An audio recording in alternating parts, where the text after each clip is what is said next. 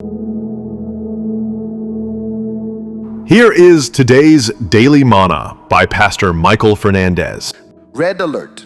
There once was a very rich man who had the finest things imaginable, living every day enjoying his life of opulent luxury. Just outside the gate of his mansion was a poor beggar named Lazarus. He lay there every day, covered with boils, and all the neighborhood dogs would come and lick his open sores. The only food he had to eat was the garbage that the rich man threw away. One day, poor Lazarus died, and the angels of God came and escorted his spirit into paradise. The day came that the rich man also died. In hell, he looked up from his torment and saw Abraham in the distance, and Lazarus the beggar was standing beside him in the glory.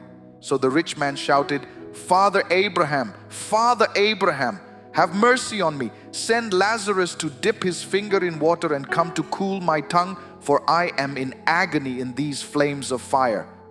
But Abraham responded, My friend, don't you remember? While you were alive, you had all you desired, surrounded in luxury, while Lazarus had nothing. Now Lazarus is in the comforts of paradise, and you are in agony. Luke 16:19-25. Being rich or financially sound is not wrong. In fact, the word of God says, God delights in the prosperity of his servant. Psalm 35:27. The problem is not wealth. The problem is when people live completely independent of God and indifferent to the needs of others. In today's reading, the rich man was not judged because he was rich, as some wrongly think and teach. He was judged because he had the ability to help Lazarus, yet he ignored him daily. Lazarus was not far away from him. He was right outside his gate. The need was visible, but his heart was closed. The danger of indifference. The rich man had luxury inside his house, but Lazarus had wounds outside his gate. He had food in abundance, but Lazarus longed for the crumbs that fell from his table.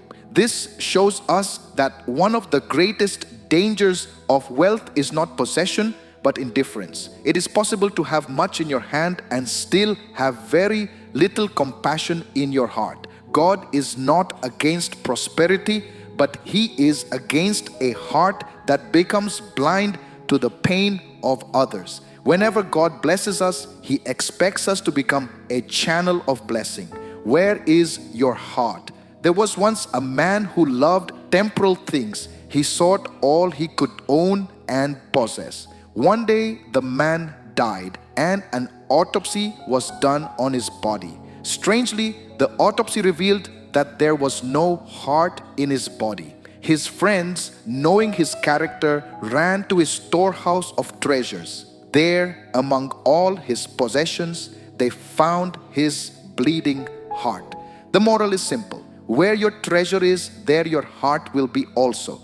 This fictitious story reminds us of the danger of living only for worldly treasure. Earthly possessions are best understood through this phrase. You cannot take it with you. Wealth without God is dangerous. Wealth without God and his word is dangerous in the light of eternity. Money can buy comfort, but it cannot buy salvation. Money can open doors on earth, but it cannot open the gates of heaven. Money can give temporary pleasure, but it cannot give eternal peace. The rich man had everything for time, but he was unprepared for eternity. Let us not live only for what we can gather, store, and enjoy in this world. Let us live with eternity in view. Let us use what God has placed in our hands to honor him and bless people.